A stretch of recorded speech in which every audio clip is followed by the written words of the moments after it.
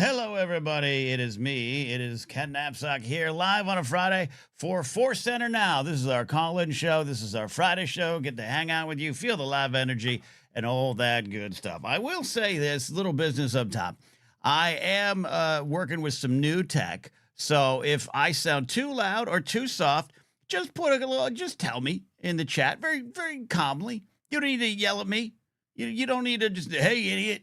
Sounds low. Just let me know. I'm trying to adjust them. Just try to work with some stuff here. Okay. That's what we got going on. It's just me today, as you can see, by my shiny, smiling face. Joseph Scrimshaw is busy doing some work on his film, Dead Media. And Jennifer Landa, of course, sends regards. Fridays were always tough, but with what's going on, Jennifer did. We were in contact with Jennifer over the last week or so. She was very close to coming back for the May 4th show. It just didn't work out. She's excited to get back to that show. On the show tonight, we got some stuff going down in the Star Wars community. We're going to talk about it. The Star Wars Celebration Los Angeles 2027 vibes, well, they're a little damaged. The ticket fiasco of Wednesday is... well, it's in the craw of everyone, and I think that is justified. We're going to talk about it. Do you have experience with it? Do you just want to vent? I can't solve the problem. but we can come together as a community. We'll talk about that. Also, hey, Maul Shadow Lord, Season 1, coming to a close.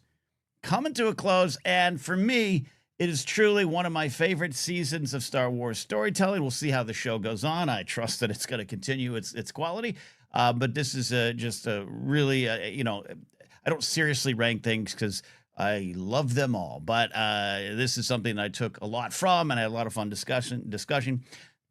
So you can discuss it with us too. Call into the show. I want your thoughts on episodes 9 and 10. Maybe on the a full season. We had a little bit of a chance to call in Monday for that.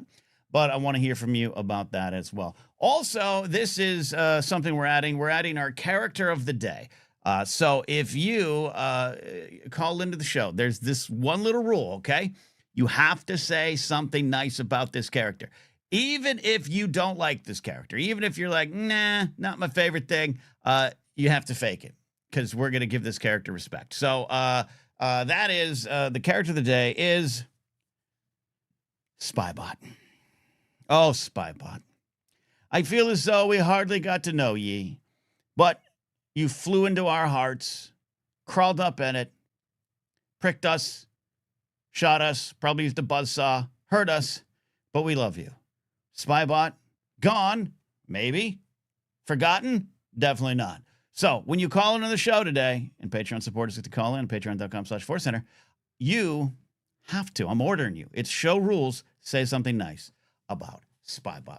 All right, so I'm also having a little bit of a lag on my camera. All right, it's probably a time for a new camera, but, I haven't started a life of crime yet, so we'll make do with what we got here. We got folks lined up to call in. Will, Obi-Wan Jacoby, Jedi James, Lex Tano, Chris from Broaxium calling in as well. Can't wait to get to that. So I also want to take the opportunity to remind you that if you're local to Los Angeles, many of you are, and you've come out and support in the past, but on May 24th, 5 p.m. at Flappers Comedy Club, Burbank, in the delightfully intimate Yoo-Hoo Room, Control-Alt-Delete, Delight actually presents a night of Star Wars comedy featuring me and Joseph Scrimshaw and some friends. I can definitely say that Mike Black, you might remember Mike Black from the Databank Brawl days, and Jackie Cation, confirmed for the show. Jackie, one of the best comics out there. She's a nerd at heart. It's got a great stuff. So Joseph and I are doing mostly, if not all, Star Wars comedy. Other people might be going around to other areas of nerddom. It's a fun night. If you're local, come on out. Get tickets at flapperscomedy.com, or you can head to my website, kennapsack.com, to get those tickets as well. All right, so I'm going to try not to be distracted by all my tech issues. You see that? See, it's just like it's jumpy. It's jumpy. Anyone know where a delivery truck with DSLR cameras is going, and when can I hit it? Just DM me. Okay. Let's talk a little bit about what is going on with Star Wars Celebration Los Angeles. And if you are calling in about that specifically, go into the private chat in the back end of StreamYard. And let me know that that's something you want to talk about, or if you're here to talk mostly about Maul, that's fine too. As everyone should know by now, or not should like you need to, there's more important things going on in the world, including the fact that we're still 6,290 days into the Civil War, and what happened with the Supreme Court gutting the Voting Rights Act, what's going on in Tennessee, is hard to turn away from. But we'll try to talk about Star Wars, something that is inherently not political, right? No? Oh, no, it is political. Anyways, Star Wars Celebration Los Angeles it's going to be a good time. We're looking forward to it here. We are going to be attending, and even if even if we weren't attending or didn't get tickets, we'd be in the area. All of us, Joseph, Jennifer, and I, are going to be down there. But on Wednesday, the tickets went on sale at 12 noon Pacific time, and they sold out fast. And that's not surprising. That's going to happen. I think it's the manner in which they did. I think it was the lack of clarity. The ticket sale queue for some people went hours, and once they got there, once they got to the hey, your turn to buy, most of the tickets were sold out. Single day for Thursday, which is already shaping up to be a less full day. It was cheaper for that reason. And then Sunday, fun day. It is kind of go away day in terms of the big panels. But it doesn't mean you're not going to have a lot of fun and not going to get to experience it. And I don't want anyone to think if you have Thursday and Sunday only that you're going to miss out on a lot of the reasons people go to Star Wars Celebration, the community, the vibrancy of it, the things on the floor for you to see. It's all there. Not everyone gets into those big panels anyways, so that shouldn't be the main draw. So I don't want anyone to think man, I only got that. You still got a lot of things to experience here. But as everyone knows, the ticket sales, again, I'm not surprised it sold out. It's the manner in which it did. And ReedPop is historically a bad company when it comes to running conventions. Lucasfilm uses ReedPop, but it's not so much Lucasfilm as it is Disney, because I think Disney also uses them for D23. It's a big company that handles these things. It is a subsidiary of a company called Reed Exhibitions, I believe, which mostly handled business conferences, white dudes in polo shirts with the pants, pulled up high and the polo shirts tucked into khakis.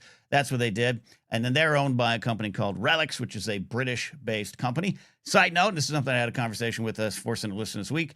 Another company under the Relics banner is LexisNexis, I believe it is. And they are the company that was and probably still is, to my knowledge, I'm not sure about that, giving information over the Department of Homeland Security and feeding it to ICE. ReedPop did say, hey, we're acting independently of that. We don't do that. Do I accept that? I accept it on face value, until proven otherwise. I think we've all been in companies that have a lot of trees that go up to the top, and you don't necessarily have anything to do or even know about the other branches. But that hangs over them as well. That's also a little bit of the stank on them. The process was maddening. It was disappointing.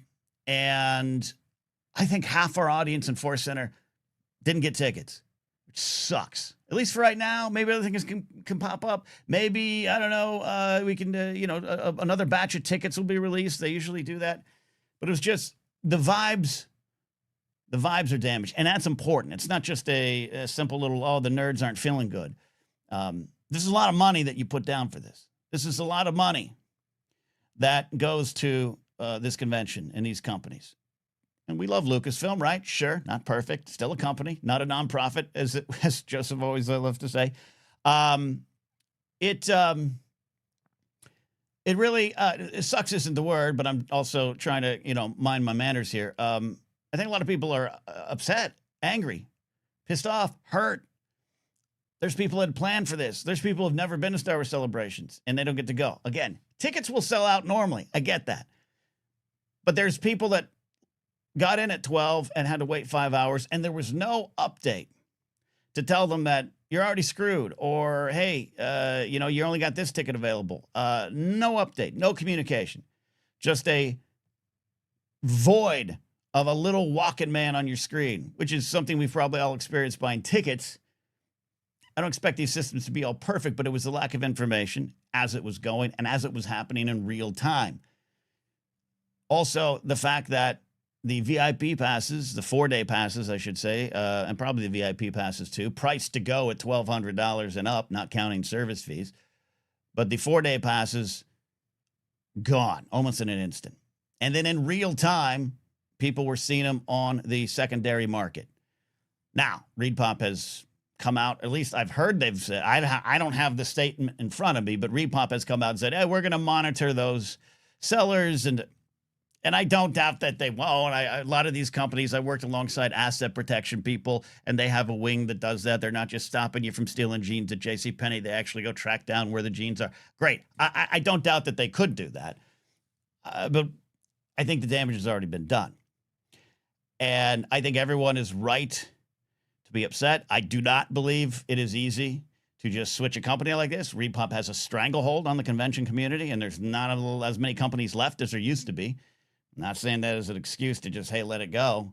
Just say that kind of is probably reality. And Lucasfilm is probably aware, but needs to be more aware. And I think they need to be more public in addressing the issue. Can they fix it right away? I don't know. But I think you got to start with that. You got to start with that and looking at the rules. Now, I'll say this. If you're buying single-day tickets and there's a 20-ticket limit, there's some logic behind it that I understand. I had to buy tickets for us, for Joseph and I. Joseph couldn't do it. That was 8 tickets right away. If you got a family of 5 and you're sitting down to buy the tickets and there's a limit, that could cause a problem. Another person has to get in the queue. Maybe they don't get in. There's logic behind the 20-ticket limit for a single buyer on single-day tickets. But for 4-day passes or VIP passes, a limit of 20, which to my knowledge was the case, is absolutely absurd, something that should have been addressed, something that needs to be addressed, and something that still needs to be addressed post-haste after all this. Again, will they? I don't know. So if you want to call in and vent, talk a little bit more about it, talk more about the experience, you have a right to be upset. You have a right to be upset. It's already expensive to get there. This is something that does mean something to people. Star Wars celebrations for Star Wars fans are spectacular experiences that connect you in deeper ways with not these space pictures you love, but the community around you. And we all need community. We're all lacking community. There's people in the ForceCenter community that met in London, had been on the Discord, but got to meet each other and had strengthened their bonds, strengthened the community. It does mean something in this absolutely shitty world where the Civil War is still being fought in this country. People's rights are being taken away. A little bit of joy over a Star Wars convention is actually earned. Lucasfilm needs to, I think, in some way address it, at least acknowledge it going forward. Hopefully it will change. And I hope those that get to the convention have a good time. I hope those that are only there for a couple days find reasons to still have joy. The airline tickets, the traveling, the hotels, you're plopping down a lot of money. Money that I couldn't afford. Money that ForceCenter's just barely fortunate enough to afford on our own as a business. But you're putting so much into it, as you should. And to be treated like that, to be treated with corporate apathy, it's a reality we all live in, but it's something that I hope they acknowledge. And I'm sorry to anyone who's tried so hard to get tickets, so hard to try to get out and experience your first convention, so hard to return to the convention and the community you love, visit this great city. I love the city of Los Angeles. I joke about parts being too far for the convention center, and I get a little grumpy on it. Don't worry. I love this city. I wanted so many of you to come to see the city, and I hope you get the chance to. So call in with any thoughts. So let's dive on in here. We have Will Dixon calling in. He wants to talk about Maul, and I think that's good. By the way, if your camera ready, I'll know by seeing you there. That's all you got to do. If you're audio only, just turn your camera off so I know to switch to a different setting. Will, you were first in the queue, so I want to honor that here. How are you? Well, I will pour one out for the people who were trying to get tickets to the celebration. I looked in the Discord, was anticipating it being a very joyful day with people excited about it, and I just took one look at what was going on in there, and eyes wide. I'm like, that's enough of that for now. So I'm sorry, guys. Yeah, and I think it's okay to celebrate if you got them. I think celebrate with some understanding that others are lacking. And again, I'll put the caveats, Will, out there. The world's a pretty shitty place right now with a lot more problems. I think we all get that, but it's also part of it. This is also what we're in. Well, I'm living it, Ken. I'm calling Yeah. from Tennessee, so I got to be. You're in Tennessee. God yeah, bless. I'm in the divided county, so Mm. it was great fun. Man, it's insane. And I'll tell you, I know a lot of people from Tennessee. I spent some time in Tennessee. I always say there's individuals there who are part of the good fight, but God bless you, man. Well, let's switch a little subject there. And you want to talk about Maul. Season 1's wrapped. What's your thoughts? I mentioned on the last call-in show you guys did, but there was the beauty of those fight sequences was a sight to behold, and I really enjoyed the simple moment of Merrock and the Crow rounding that corner. No dialogue. There was no aura farming. None of the things you would expect to see in a Star Wars moment. It was just they almost attacked like xenomorphs or something. It was so I was terribly impressed with their decision to do that, and the I'm sure the internet has been all over, but that lockup sequence where they have the freeze frame where you have evil on all sides, you have Merrock and the Crow, and then you still get the Angel and Devil with Daki and Maul on Devin's shoulder as they all kind of pause.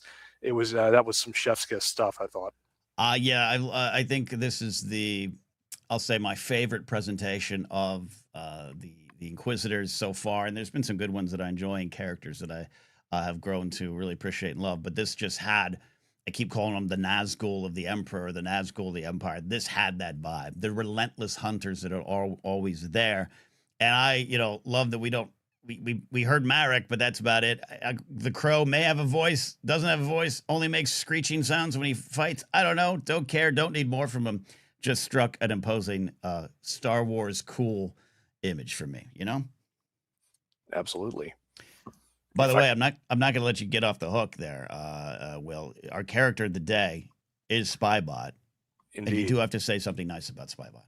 Spybot, you Embo, UFO, Nubs, Chopper fusion, you are gone but not forgotten. And I was mortified to see that he fell into pieces and then fell in acid. I mean, it was like they took everything. And I'm like, okay, you can't recover anything. No servos. You can't plug him into the Falcon. You can't do anything. We're out of luck. That's a great point. I hadn't thought about the acid angle. I'm hoping for Spybot 2.0, as we said on Monday. You don't kill the dog. You don't hooch Maul, but they did. But good words on Spybot. What do you take away from season 1 here, and where do you not rank it, but where do you put it in your heart? One moment of comedy for you. Perhaps Icarus, though, is awesome as his finale was. Maybe he shoots his hand out of the acid at the end with Spybot's memory core and sets it on the thing before giving us a Terminator on the way down. For sure. What was your question again? Season 1, what are you taking going forward with it? I don't want a ranking. I don't need a ranking, but where does it place in your heart, and how does it affect you? It would be, I think Andor, I think about the most right now of the shows, just in passing, just because it's so fresh. But this one, it ticks all the nerd boxes. It didn't have to be analytical on some of that stuff.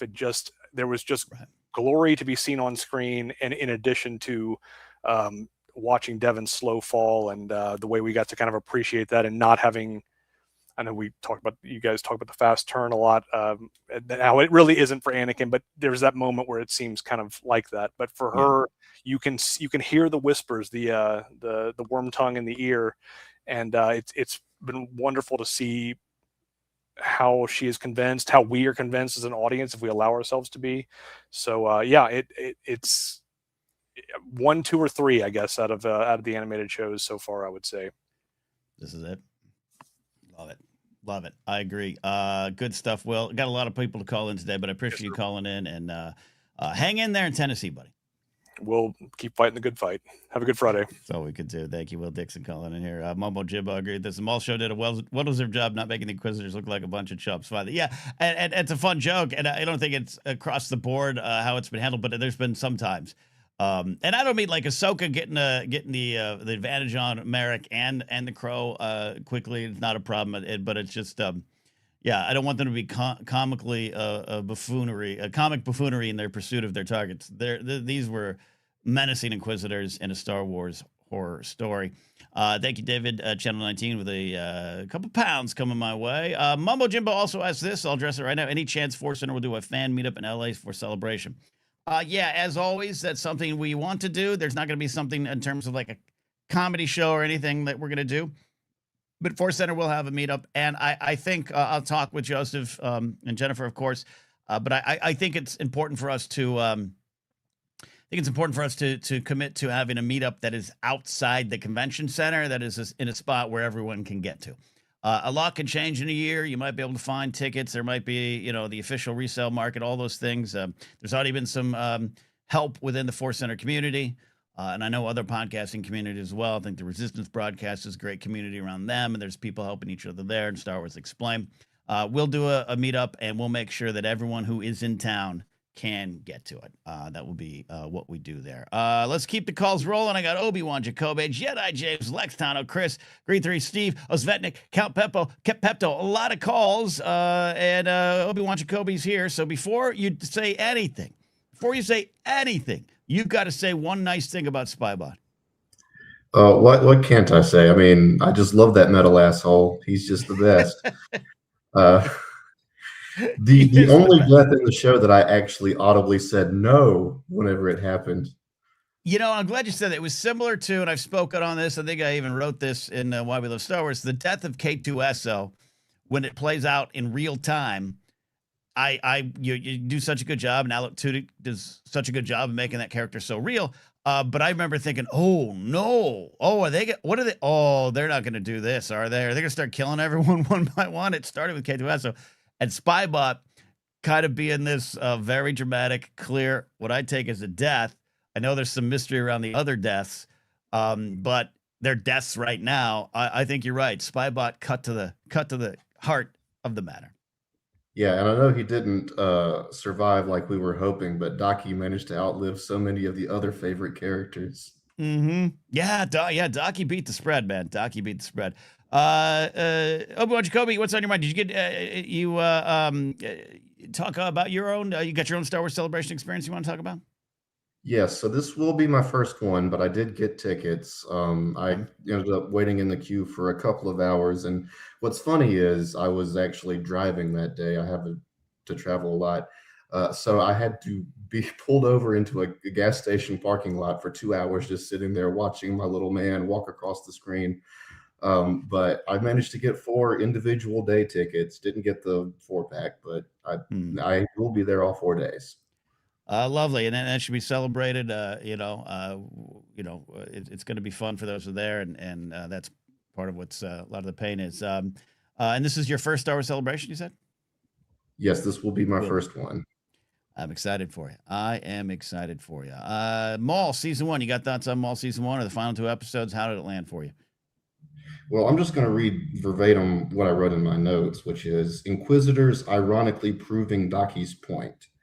And what I mean by that is, we talked about, like earlier in the stream, we've talked about the Inquisitors not always being the most competent. They're always being pitted against each other, petty power plays, all that kind of stuff. But we see in this show, these 2 Inquisitors just like no petty squabbles, no nothing. They work together. And they are competent at their jobs. They are getting the work done. I love that. I think also that's very true. No bickering. They are in sync. Maybe we should take some lessons from these Inquisitors about teamwork, making the dream work, kind of almost in this scenario. Maybe we've overlooked the lessons they provide us. No, maybe. Yeah, for sure. Yeah, and design-wise, these 2 Inquisitors just absolutely jumped the list to the very top of my ranking. Absolutely. Yeah, I love what it made me do. And I'm someone that went from, as I've said before, Grand Inquisitor, and the concept of Inquisitors didn't hit with me right away. Then it did, and I like what we get in Rebels. But I easily get confused, like a lot of folks. So I love, for the first time in a while, I always watch Star Wars Explained. I always support them because they're my friends, but I actually needed to seek out any video Alex did about the Inquisitors so I could actually start almost keeping track. First brother, second brother, third brother. Like it's a lot. And these two stood out, and I'll always know who they are now. Yeah, and of course they make the numbering so confusing almost on purpose. So it's so much harder to keep track of who's who. We've been talking about that. Obi-Wan Jacoby, appreciate you. I got a lot of people calling in today, so I want to get to them, but I appreciate you sharing your thoughts. And we'll see you in Los Angeles in 2027. I cannot wait. All right, there you go. We're taking calls here on a live Force Center. Force Center now is here. Amaranth says this. We'll take a call from Jedi James after this. I'm planning to go to LA, even though I can't afford Celebration. Start driving now, right? There's Mosh Isley, Scum and Villainy, the Lucas Museum, Disneyland, and other events. And yeah, and look, I want to be clear. I've sometimes, it's mostly radio joking, saying, look, LA's big, and what you think is close to downtown is not actually there. But if you're going and you're not able to attend the conventions on some days, or maybe not at all, but you still had planned to go, there's going to be a lot to do. And again, I love this city. There's a lot to see, and there's a lot to experience just in terms of Star Wars. I'm sure there will be some events, and I've already seen some people on Blue Sky, and I think even on Threads, forming up. Hey, do you not have Friday tickets? Let's do blank. I think you're going to see a lot of. There's two Scum and Villainy, or will be two Scum and Villainy locations. I think they're keeping the Hollywood one open. There's going to be one in Burbank that's probably going to be a little bigger.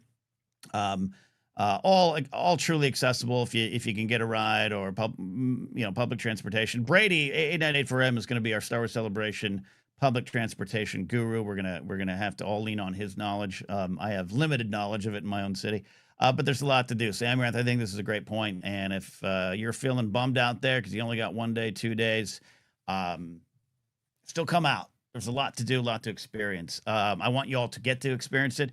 I have not been in the floor in San Diego Comic-Con for about 5 years. I've been lucky enough to experience it and work it, so my privilege is a little different. But San Diego does a good job of making the con in the city too, and there's a lot to do and a lot of people to see. Why this is not exactly the same thing, because it's a big area that the convention center is in. Our little Force Center community, this pocket of the community, you'll be able to connect. You'll be able to reach out. You'll be able to have some fun here in the city. So offer that as encouragement. Jedi James on the show here. Jedi James, how you doing, my friend?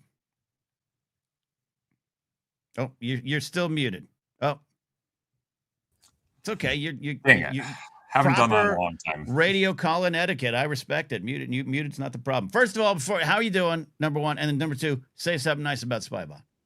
Number one, I am doing wonderful, and happy belated May the 4th be with you.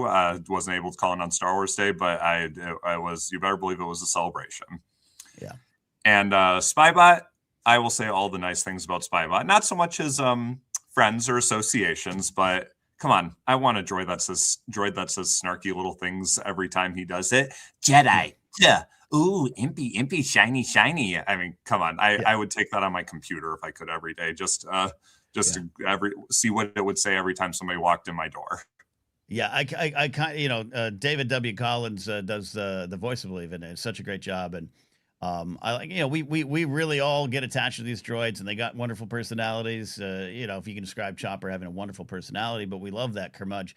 But this was something similar but unique. I love the take on it. It was great. So, all right, you said something about Spybot. Our character of the day, if you're just joining us, our character of the day is Spybot, and if you call in, you have to say something nice about Spybot. So Jedi James, what's your thoughts? You talk about Maul, you talk about the convention. What do you got? I'm going to talk about both. I'll talk about the convention first. I was hoping that this would be the year I'd finally go to Star Wars Celebration for the first time, and I can say I am going this year. Or next year, I guess. And it's all thanks to my wonderful parents. I was at work and there was no way I was going to be able to do it if that way. My parents are both thankfully retired. So they're like, we'll try it out for you, James. And they told me the whole hassle. They had like 5 different computer screens up. They were like preparing 45 minutes early. I didn't realize, I've never done this before. I did not know like it would be this like bonkers. And now I'm listening like it's maybe even more bonkers than usual. I feel bad for people who don't. Now I feel guilty about getting tickets. Like my mom was trying to pull the bantha wool over me. She originally was like, James, we didn't get them. I'm so sorry. I'm like, Mom, I completely understand. I had no doubt this was going to sell out like crazy. So I thought for sure I wasn't going, and I was perfectly okay with that. Then she surprised me. So great surprise, but I feel bad for everyone. And the 20 ticket thing just feels weird to me. Like, come on, do people need to order 20 tickets of these 4-day passes in a row? That one feels weird to me. Yeah, it's all off. And I know in chat earlier, our buddy Alden Diaz was adding some great information. I was talking, so I couldn't get to see it. So you can, I'll favor those just in case I need to reference Alden. I don't want to give Alden the satisfaction of hearing his name on this show again, but I'm kidding. He's one of my favorites. All right. Jedi James, we'll see you in Los Angeles. But what's your thoughts on Maul Season 1 and the ending?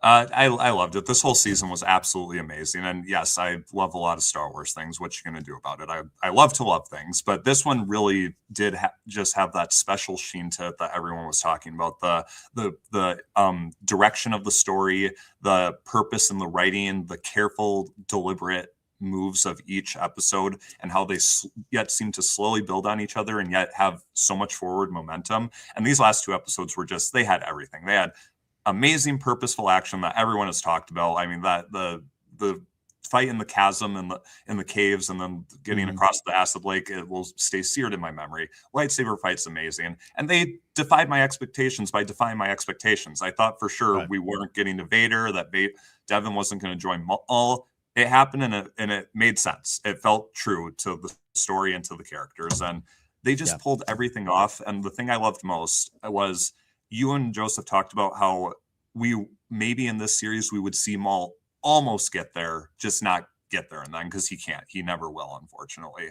But I don't know if he came close to getting anywhere necessarily. But the magic trick they had of like having Devin, and not just Devin, but Daki and Brander and everyone get across the acid lake first, or show restraint longer than I thought he was going to. It lulled me into a false sense of security. And I was never fully convinced he was going to save them or anything, but I was just like, when he did finally do the turn, I was just like, I was Kylo Ren, traitor! And even though I knew it was coming. So I don't know if he got close, but he made me believe he was getting close, even if he can't. No, I think that was the magic of the show, even though, this is why I always say it's valuable to still explore characters in Star Wars, but even outside of Star Wars, where you, quote, know the ending or know what happens to them. I still think there's something really valuable in big properties like these, big sagas like these, to analyze a life lived, that we know where it goes, and we can really drill down on the what's going through their brain and what's this part of their journey. And Maul's was fascinating, compelling, and it's not surprising that people gravitated towards him. Or like in your way of like, maybe he was good for a little bit, maybe he did, maybe, because we want him to get it. Yeah, it's the feeling I have every time I rewatch episode 3, and I'm like, come on, I can do something different. Oh no, okay, we're not going to do anything different. There you go. I appreciate you calling in. Get to these calls here, Jedi James. Thank you as always. And take your parents out to a nice dinner. Yeah, okay? It's Mother's Day coming up, so I better do something for my mom. There you go. Hey, she's coming with me too, so she wants to see it. So. Oh, lovely. All right. Take them out to a Chili's. All right. Thank you, Jedi James. Alden does offer up here, says anyone is free to hit him up directly if they want a more profanity-filled version of the information he was providing earlier in the show. I will reference it here. He's not only were there 0 updates, this, of course, talking about Reed Pop and the ticket process. There were, in fact, several posts, all posted way late, that each ignored every single grievance, no interactions or answers, just the greatest fans act, which is frustrating, to say the least. Disney responded to some people saying that their choice to give 20 apiece as the cap is about people who needed multiples, but of course that's silly. D23 had a 6-item cap. I didn't know that one there. Again, I understand it for single-day tickets to a degree. Not for anything above that. And maybe if you lower that cap to 15, 10, something like that, I think people would understand that. Single-day tickets create about a $250 upcharge. Can confirm. So that's Ticketmaster-type businesses, all that, and I agree with that. And as Alden said, DM him, and you'll get the full unedited version if you want. All right, Lex Tano going to call into the show here. Lex, we've been enjoying your journeys with us here, your R2s, your dogs, but I'm not going to let you go any further unless you say something nice about Spybot. Booshkadoo. And I was gonna try to do it in his high pitched voice, but I couldn't get it out. But no, That's good enough. I love Spybot. it. He's the goodest boy. He was the goodest boy, and And he's so bad too. He's the he's baddest, so goodest bad. boy. Yeah. Yes, but he was so loyal to Maul, and Maul loved him, and I hated to see him go.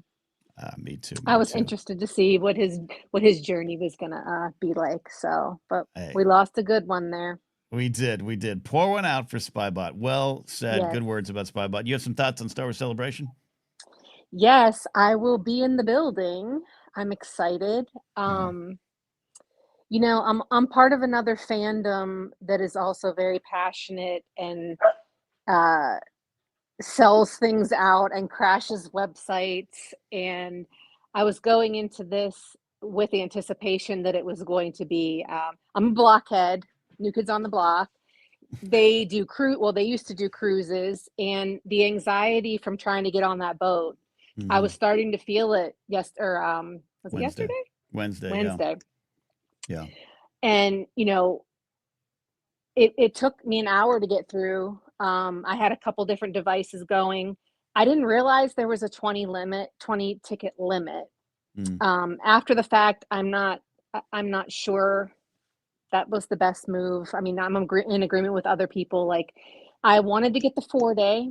And by the time I got in, my understanding from other sites that I was reading, the 4 days sold out in 35 minutes. VIP went in like 12.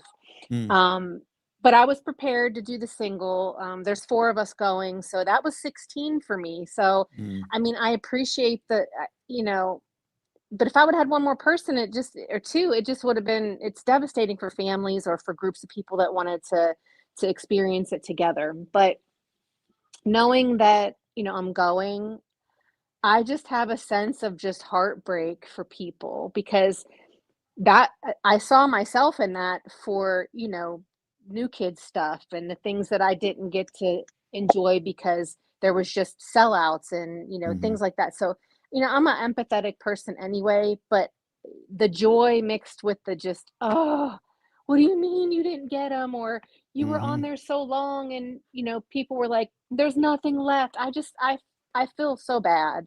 And I hope that, like you said, you know, Lucasfilm acknowledges, I can't see them catching every single scalper or you know, trying to go after, you know, voiding tickets and whatnot. But it's a slap in the face to a lot of the fandom. And I feel really bad about that. Yeah, I agree. I'm not, it's one of those, a resolution, it might be too late. What can you do? All those things. I understand it. I think a lot of people feel like, you know, the acknowledgement of the issues, trying to do better going forward, and not just, as Alden said in his post, greatest fans in the galaxy. Yeah, that's great. We don't need swagmen to give us, you know, secret T-shirt packages right now, or some kind of snarky post. We need a little bit more, and it's not silly to me when put against the backdrop of the world at large, because this is important to a lot of people. This is community, and this is a lot of money going down, and they know it, and they're making this money. But I don't know. Yeah, and you have FOMO, you know, people that are not going to get to go, that are just like, I don't know. I'm just sad. I'm happy, but I'm sad. And I just hope that, you know, people do get to experience it in different ways. I think somebody in Discord was going to do a couch con, which I experienced during COVID for the last New Kids on the Block cruise. They actually did it. They did a virtual cruise, and it was fun. They planned all kind of different activities. So I hope, you know, the fandom that can't get there, that they can partake in different things like that, just to experience, you know, some of the joy. Yeah, well said on all the things there, Lex. I got to tell you though, when you said you were part of another passionate fandom, I was like, ooh, Lord of the Rings, ooh, Game of Thrones. Was not expecting the new kids on the block turn, but I like it. I like it. Man. The right you stuff. have no I'm idea. there with you. Donnie and the boys, they're great. They treat their fans really well too. They really do. I love it. I love it. At one point, I think I knew it. Jonathan, Jordan. Is there a Jordan? Is there Joe? There's Jordan, Jonathan. They're brothers. Then there's Donnie, Wahlberg, Joe, Danny. You know. Yeah, I got it. I'm almost there. Yeah. Thanks for that. Do you have any quick thoughts on Maul before I let you go? Just what a great series it was, and thematically, cinematically, character arc, just it was awesome. And I'm so glad that it's renewed for a second season. And Sam Witwer was quoted on the interweb saying, sooner than we think, and I hope that's true. Yeah, and I that's just can't good. wait to see where it's gonna go. So I'm loved with it. you. And good. I hadn't heard that from Sam. I know I was fearing that it would be a little bit of time. So hopefully sooner than later. Lex Tano, thank you so much for calling in. We're so happy that you're, calling in and part of our Discord community now. We appreciate you there. There you go. Yeah. All right. Oops, sorry. Now I cut you off. That's my bad. Rolling along here. Yeah, Brady. Oh, see, this breaks my heart. Brady, one-time celebrations in my city and I can't go. Brady, keep hope alive. Keep hope alive, okay? Number one, there'll be things to do, but two, we're going to get you in that con, at least for one of the days. All right, returning to the show from the Bro Axiom podcast is our buddy Chris. Chris, how you doing? Thanks for calling in. What's on your mind? Brother? The convention, tickets, mall, toys, where are you going? Oh, wait, hold on. What's your nice word about Spybot? Spybot, welcome to the pantheon of homicidal droids, including Yes. Chopper, of course, BT1 and 000. Welcome. Well said. What's on your mind today, buddy? Well, everyone pretty much hit all the notes as far as celebration goes. I was able to get like Friday. That was all I was able to get for that one. So I'll be doing Galaxy's Edge and I guess the Lucas Museum for the rest of the weekend. But as long as I get to hang out with with other fans and whatnot, people I haven't seen since Anaheim, then I'm good to go there. As far as mall goes, I got a couple of things. Please. In my years of doing Star Wars content creation, I'm so glad I didn't do a reaction video when Vader showed up. No one should see that. No one should see what I went. Would I be crossing a ForceCenter line if I said, "Say it"? We're live. Gasmic in a way, like it was so weird.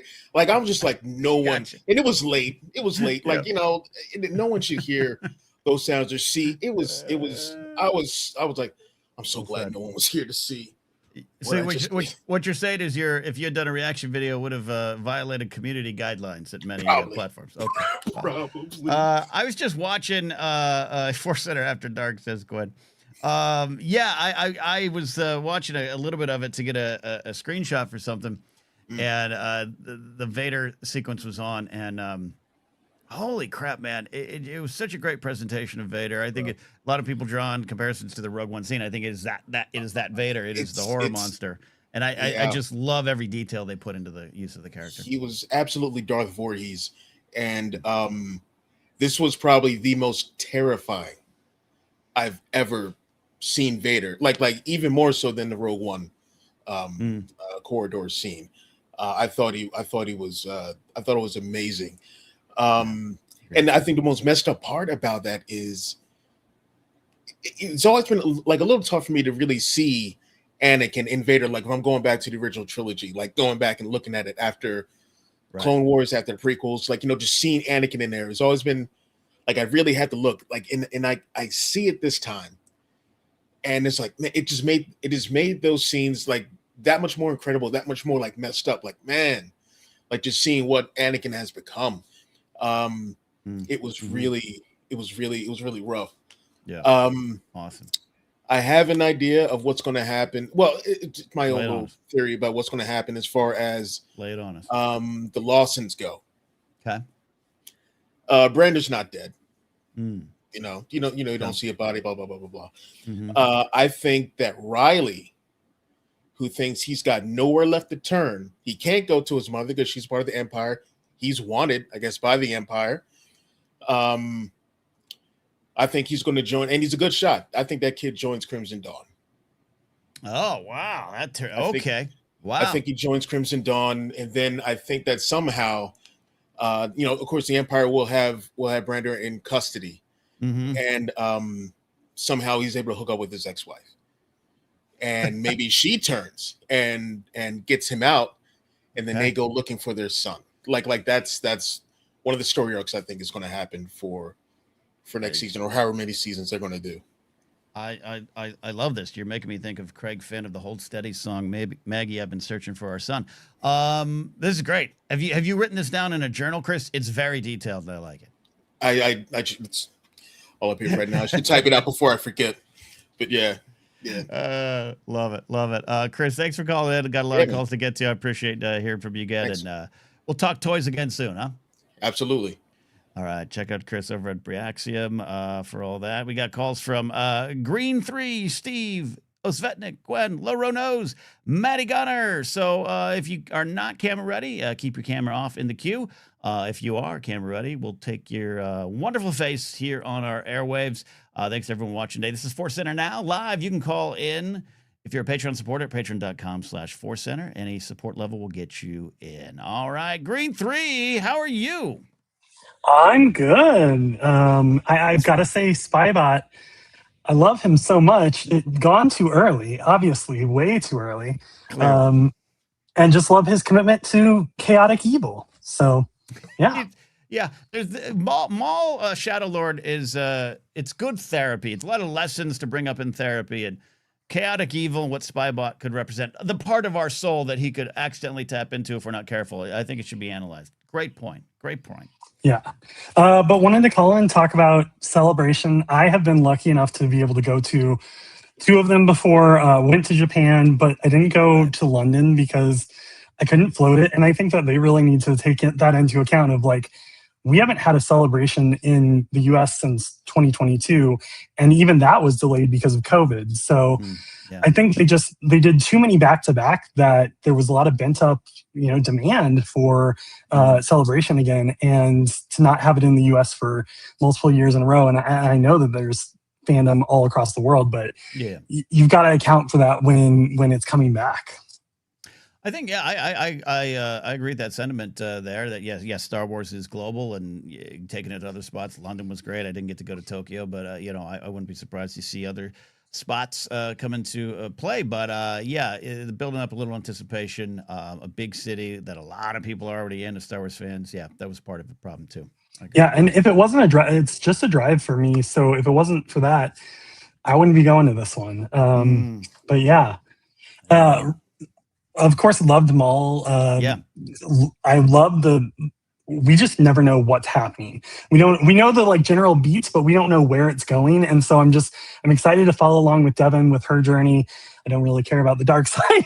And so I think she's dark side curious, but I think that in the end, she's going to end up at that point where she's back on the light side. So I'm very interested to see where it goes, because I had no idea where it was going, and I was pleasantly surprised at the end. I'm with you. There's a lot of things, and I think people have said that, and I echo the sentiments of, there's some things I thought that was going to happen. I've said this on the reviews, and it did in a way I wasn't expecting. It got there in a way that was so earned, or a little bit different, or stretched the story. I'm so glad I wasn't writing the series, and Docky would have been killed in the first 15 minutes. I mean, he made it. The over-under people were just like, man, I don't know, and the under just came in. Just amazing. I love that. Well said. Good thoughts on it there, and we'll see you at Star Wars Celebration 27, right? Yes, I was lucky. It was 2 hours and 15-ish minutes. I think I was one of the. All the 4 days were of course sold out, but I was able to get each of the individuals for me and my wife. So I'm excited to be there. I will definitely come to the meetup as long as it's not when one of the other things are happening.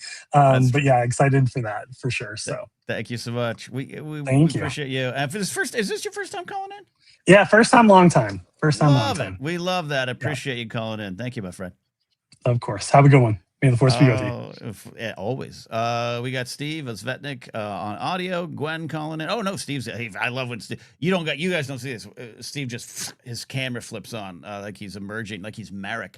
So let's do that.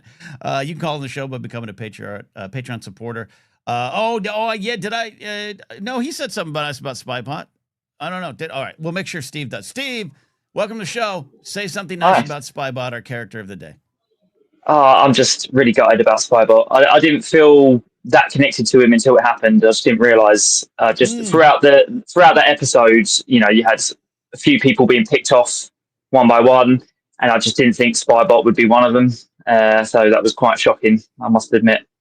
But maybe he has a robot brother, like a press, can resurrect him, and maybe little spy bit. Yeah. I like that you said that you kind of didn't know what you had till it was gone. You paved paradise, you put up a parking lot, Spybot is dead, and now you miss him. I love that. That's Spybot is he's a grower on you, I love that there. So For sure. thoughts on Maul? You heading to Celebration? Doesn't I don't know. I don't want to assume you're not going. No, I don't think I convinced my wife to go all the way to LA to Celebration. We went to the one in London, a few years ago, which was great.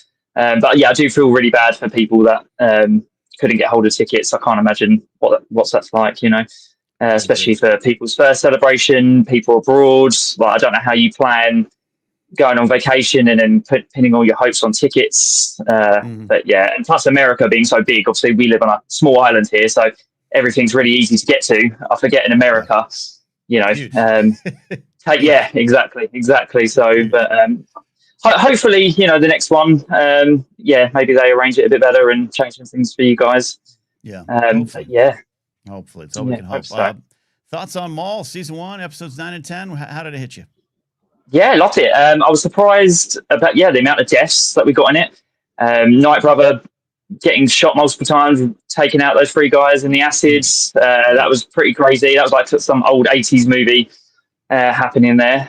That was great. Vader was just, didn't say anything, but he didn't need to. Terrifying, kind of like a Michael Myers type horror villain. Put everyone to shame with his one-handed, attacks. But yeah, exactly. Yeah, fantastic. But I just don't know where it goes next. I feel sorry for Riley. I feel like he's in a bit of a tough spot. What happens to him? I know another caller said he, might join the Syndicate. Does he go back with his mum with the Empire? Does he know his dad's dead? Does he try and find him? So he's in a tough spot. I feel like Devon's kind of on a path, and Riley's doesn't know what he's doing there at the moment. So, but we shall see. Yeah, no, I think there's some great thoughts, and Chris had a great theory of Brander being alive. I think it's more than possible. I think the fact that he clocked some of the deception from Maul, I think that's all key. But I would like to see Riley and Devon both losing mentors and parent figures. I think is something that could play out nicely if they go that way. But wouldn't be upset if Brander lost. Yeah, I thought they might have maybe had like a Lost Stars kind of relationship with Riley and Devon, maybe, where you've got one person on one side, not necessarily romantically, but they're kind of, he's trying to get her back to connection one side, she's trying to get him to go to that side, maybe. But other than that, the one thing I did think with this was when Darth Maul and his crew, what was left of them, got away. I just keep thinking, does Palpatine get really annoyed that he sends Vader to these places to finish off these people, like Obi-Wan in the Obi-Wan Kenobi show? He gets away, and then Maul gets away in this show, and then in Empire he tries capturing Luke and he gets away. I bet he reports back to Palpatine, and Palpatine's just so annoyed at him that he manages to fail every time. Without a doubt. Palpatine, losing the plans to the Death Star gets pinned on Vader as well. That's the thing I always say. The most powerful badass in the galaxy stamps down every hallway and never gets what he wants. So I think it's one of those things where, like, he has more losses than wins, but his one win put him in the Hall of Fame or something. It's kind of that. But I love your thoughts on that there. There you go. Well, thanks so much for calling in, Steve. Appreciate you. Got some calls to get to. But no problem. Thanks for having me. You got it. Steve calling in. We got Osvetnik. We got Gwen. We got Low Row Nose. Lauren Romo set up to call. And I love, too, that Vader didn't speak. Alan said, hey, he didn't like the voiceless Vader. I think he could have done. Yeah, we got to hear but I just, as a horror monster, it kind of worked for me, similar to the hallway scene. But it can be of a different opinion. Sorry, as I check something here. All right, here we go. All right, next call is audio only for... no, he flipped on his camera. I see it right there. All right, let's do it. I love it. Here's Ethan, a.k.a. Osvetnik1138. How you doing, buddy? I'm doing great. How are you? I'm all right. All right. What's on your mind? Star Wars Celebration, Maul, and Spybot. Say a nice word. Okay, so for Spybot, I just love that. I feel like it was the only thing that Maul actually cared about. You Mm-hmm. know, like Mm-hmm. when he got cut in half, there was a reaction from Maul. He didn't react really to anybody else. Well, yeah, no, not for nothing. There was the one Night Brother, but I feel like that was yeah. more about his own trauma and with his own Sure. brother dying, and not so much about him, Well, the guy. Yeah, not for nothing. Maul seeing something he loves get cut in half probably strikes a chord a little too close to home. He's probably feeling that way. Yeah, emotionally. But not only that, like he would like actually show Spybot affection. You know, he would like pet him like a dog, and yeah. So, you know, number one in Maul's heart and our own. Indeed. And not for nothing. And then, sorry, not for nothing. But you know, you're a real crazy Star Wars fan when you have favorite creatives at Lucasfilm, and David W. Collins is one of mine. He has a great podcast. Soundtrack show, that I absolutely adore, and so it's fun that he's Spybot. It absolutely is. So what do you take from season 1 as you go towards season 2? How did it hit you? It was wonderful. It went in directions that I wasn't quite anticipating, but that, you know, usually, you know, I don't know, I'm not that smart when it comes to story and everything else, and so the things that I think are, you know, always end up being way worse than what ends up happening. So I'm very so yeah, everything was great. But the real reason that I called in was to have, I don't know, I guess let's have a friendly debate, because it seems to me that both you and Joseph believe that Brander Lawson is dead. Yes. And it is my opinion that he is alive. What reason do you have to rip a father away from his son? Just that he, like I said earlier, like he and Devin both suffering a similar loss, and can we trace it, and can we trace how they deal with it, or the people around them, how they deal with it. I think not seeing a body is absolutely something I do understand. I think he took a pretty devastating shot to the chest, but also people have survived worse. Clearly, we all can look at Maul. So I don't think it'd be disappointing if he comes back, but I see it in the way I saw Tech's death, where if you wanted to really stick the landing on this season 1 story and change the trajectory of a character going forward, Brander's death has great purpose to me. He's a great character, wonderfully performed. So I'm not gonna cry if he comes back. You know what I mean? But what's your why? Why do you want him to stay alive? So the main thing for me is that I just feel like there's that one shot, like right after Maul has betrayed Daki, that we get Brander's reaction to that. And my thought process here is that with animation, especially, they are creating every shot, every sound, everything in the show out of nothing. And so you don't just put a shot in for giggles, like it has to be there for a reason. And you know, they didn't cut it. So I just feel like a team as obviously like talented and everything as the Star Wars animation team is, I feel like there's a reason there. And maybe just the reason is to give us some hope, and there's, you know, they just want to mess with us. That could very easily be the reason. Very easily be the reason. You know, Dave Filoni, I don't think Dave Filoni is day to day on this show. He has a lot of things going on, but I could definitely see him wanting to just troll us a little bit. He likes doing it. But you're not alone in that theory. Chris and Chad had a lot of people agree. I think it could be done with great purpose. It also is an editing pacing thing, but also it's a very specific character and a character beat. So I don't think you're wrong at all. I think if you're going to build a theory off of it, that's where you'd start. And I just think that eventually Devin has to learn the truth of what happened. And that is a definite avenue to do it.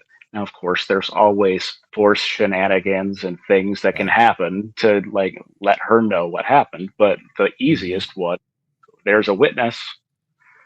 And then, you know, to your point about a blaster shot to the gut and everything, you know, the more I think about it, yeah, like he definitely had one on his shoulder. But I went back and looked. He got shot twice that we saw. And, you know, the more I think about it, you know, we always make the joke about how stormtroopers can't hit anything. But my opinion is becoming that the E11 blaster just does not have stopping power. Like it is not. Is this a Battlefront 2 thought? No, not based on that. I'm just based on what we see on screen. Leia gets shot in the shoulder by one in Jedi, and she walks away just fine. I'm pretty sure we don't know that it was a stormtrooper blaster, but in Andor, Cassian has a blaster burn, not a blaster like shot through the arm, a blaster burn that he has healed by the Force healer. So I don't know. I question the efficacy of the stormtrooper blaster on top of their aim. I agree. There's a lot working against them. Chris Ryan says in chat, it would be cool if Devin is the reason Maul's a ban of Moribond. Moribond. I agree with that. No, but great stuff. I'm beginning to wonder that too. Yeah. Here's the thing, Ethan. We both love it, are invested, and I can't wait to see the answer when Maul season 2 comes back. All right. Thanks, buddy, for calling in. Appreciate it. Yep. Just one last thing. Okay. On the celebration thought, I'll make it quick. On the celebration front, so it was mentioned already, but I've decided that we are going to make CouchCon this year like a full-on event. Love it. Like I already have ideas for activities. Like it's going to be a full-on thing. So get excited. A year from now, we're going to have all sorts of fun. All right. Love it. Love it. Hear that, ForceCenter community? Those Vetniks got you. I can't wait to see what you guys come up with. Thank you, buddy. Yep. Have a great day. We will. ForceCenter now. Continuing here, we got 3 more calls queued up. If you're a patron supporter and want to get in, go ahead and do it. The dog hasn't woken up from her nap yet, so we're good. Let's go to Gwen. Gwen's got a lot to say on a Maul, Shadow Lord, I'm sure. Celebration, maybe. But more importantly, Gwen, say something nice about Spybot. Oh, he was a leaf on the wind. No, he's either the world's best worst boy or the world's worst best boy. Yeah. Either way, I loved him. I loved the affection that Maul had for him, which I love to think the fact that Maul very much programmed him that way because he just wants somebody to love him and to also be evil.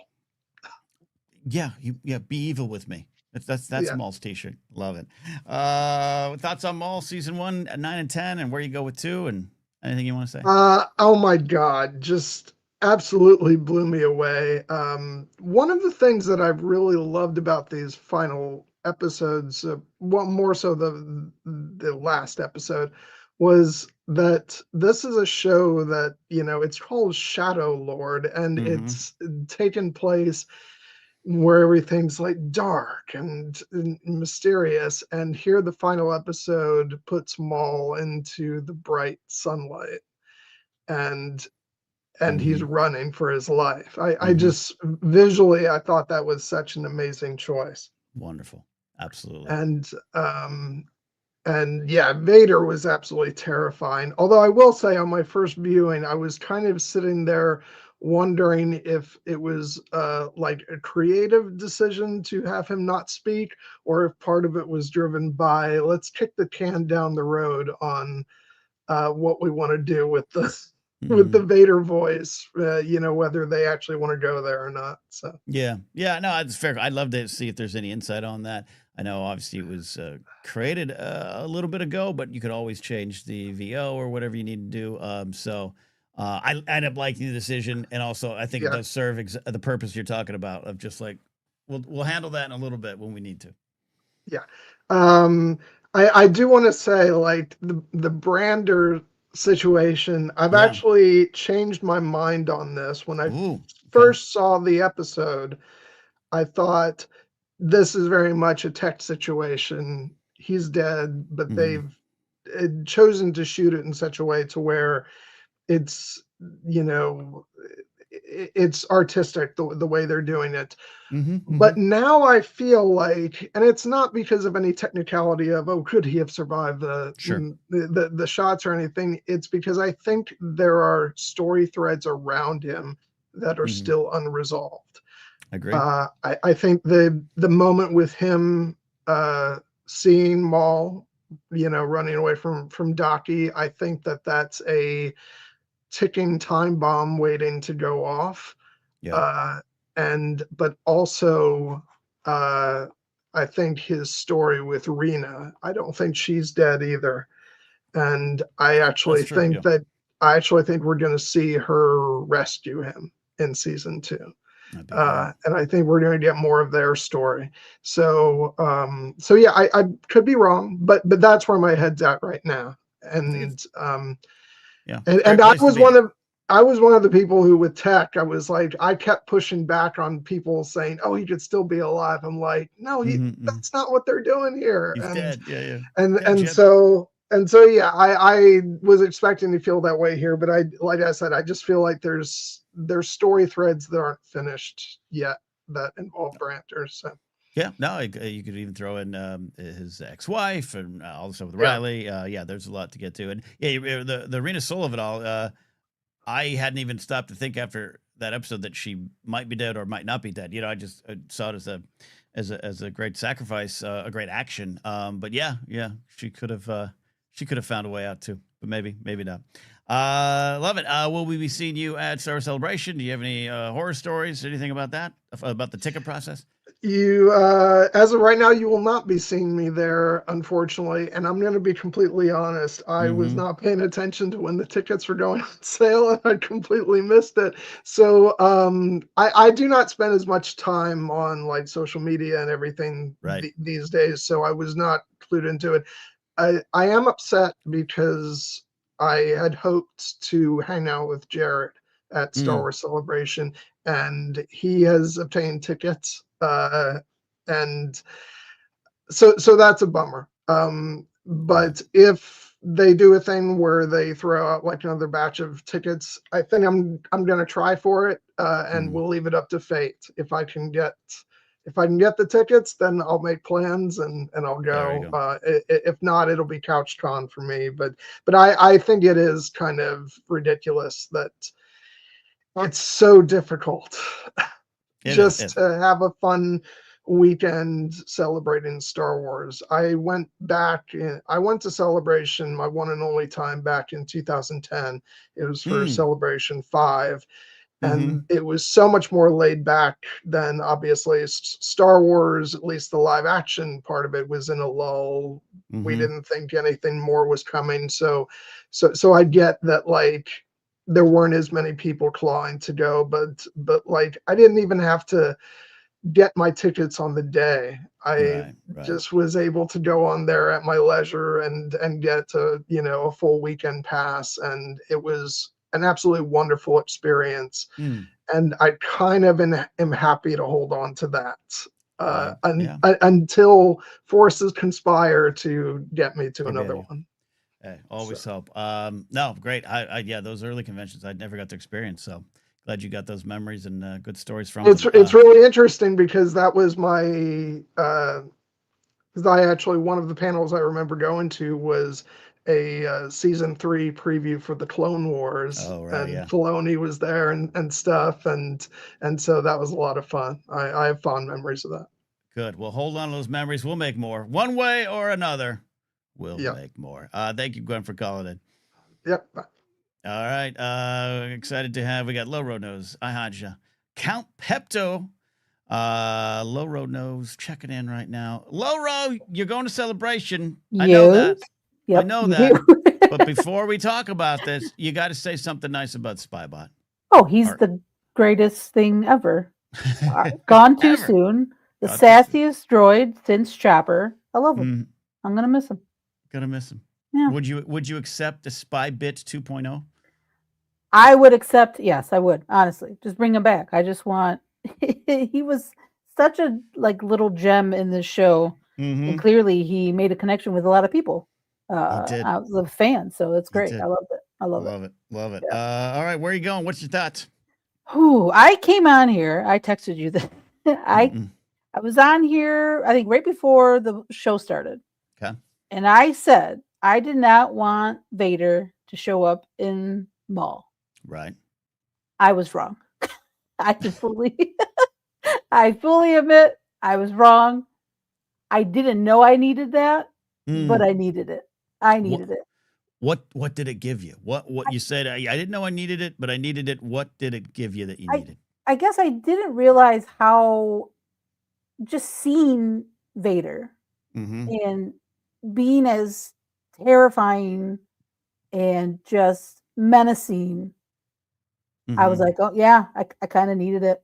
I kind of needed to see him do his thing and, hunt down and, go after these guys. And for it to be Maul too, it makes so much sense. I mean, I knew that really, but I was just naive when I said I didn't want him in it.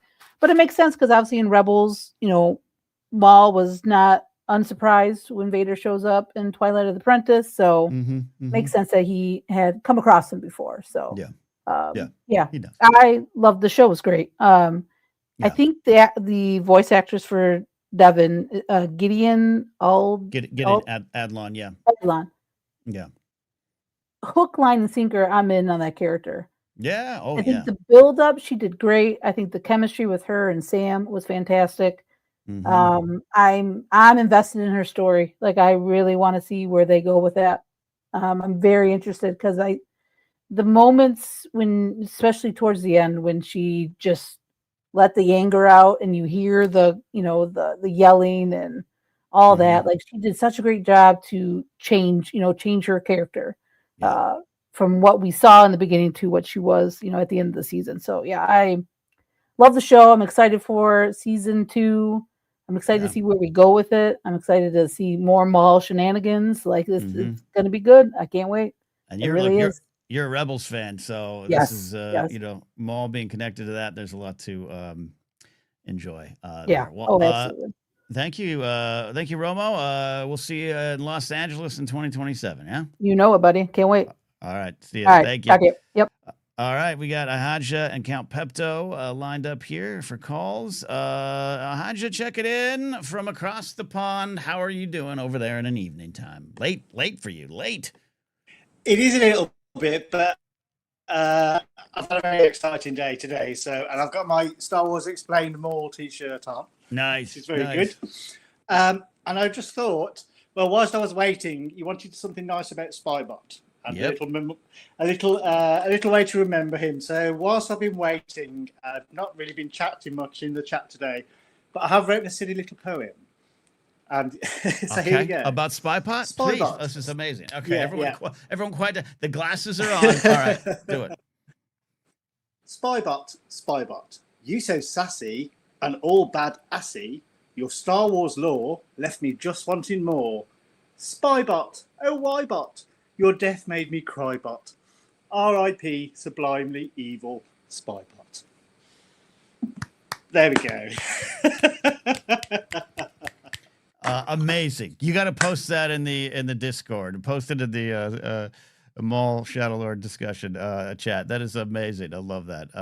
I don't think they expected a poem for Spybot, but he has one, and he deserves it. Neither did I, but that little critterous clanker has got right into my heart in all the good ways. Yeah, and he's a bad doggy. But we all like a bad boy, Ken. We do. Yeah, we do. Love it. Love that. Ethan says, clip that out and send it to David W. Collins. We should. Absolutely. We should do that. I'll work on that. Other thoughts on Maul? Other thoughts on season 1 and what you're taking forward with the series into season 2? In regard to Maul, yeah, the Inquisitors, the 2 Inquisitors, I was listening to earlier people talking, just their dynamic, the way that they work together was just sublime to see. And those 2 they're my top 2 Inquisitors now. And I think in regard to, sort of seeing them competent and all that stuff, I see where people are coming from. But also, as much as I love Rebels and it's fantastic, it's quite campy. Sort of like in its style, in the way that it is, and it's dynamic, and so we have the luxury in regards to the way it's all created and stuff like that. That and the it's more adulty, more Andor-esque. Sure. So it's nice to see them operate on that level, but I still fundamentally like the fact that I've just got this right little smile. It's like, you guys can be all badass, but Ahsoka's going to come and whoop you. Yeah. Both of you. And I like the fact that her progression and development as a Jedi and then leaving the Jedi, and the fact that she's so balanced when she meets both of them. And just boom, gone. Next. I do love that we all are highlighting the teamwork of these Inquisitors is something that speaks to us. I don't know what that says about us right now in this time, but I do like that we're like, hey, the badass character designs also worked well together as a team. I think that's good. Yes. There you go. Yeah, so I just can't wait for season 2. I don't think that Lawson is dead. Okay.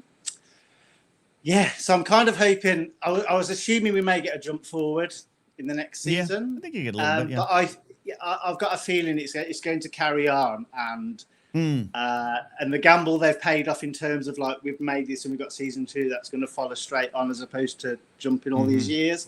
I think we may be set up for at least a trilogy of seasons for more. I think that would be quite poetic. It kind of goes with the Star Warsiness. And I think we deserve a little trio of Maul. Thank you very much. A trio of Maul.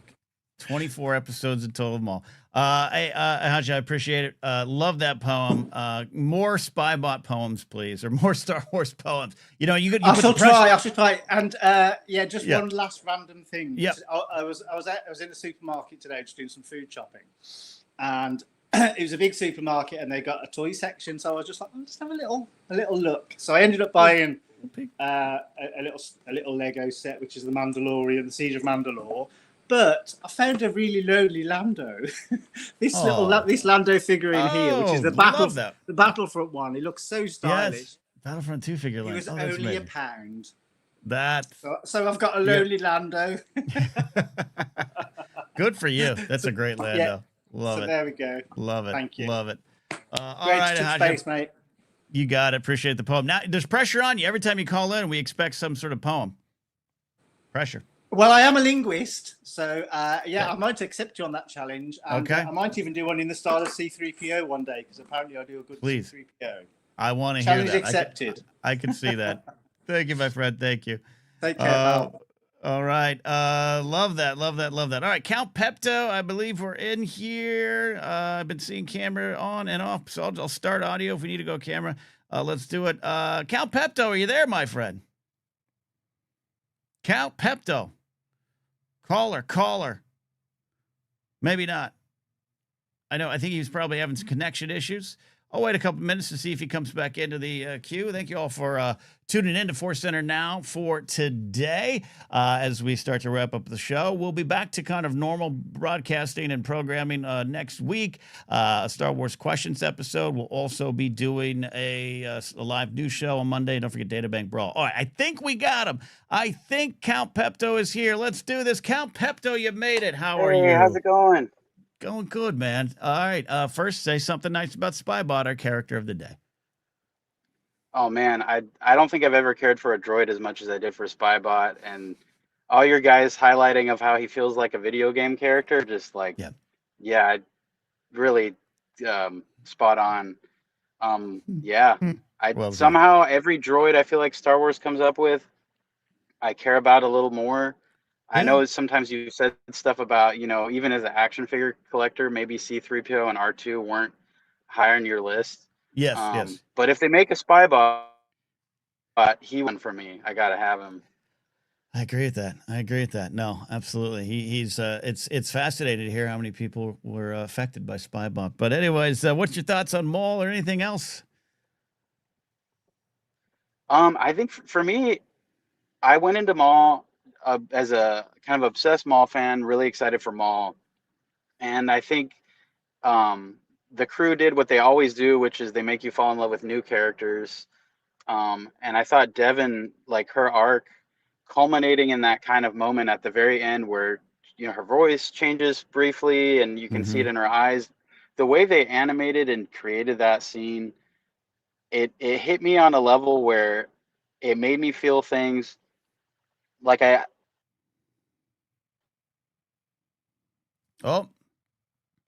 made him feel things, and then we lost him.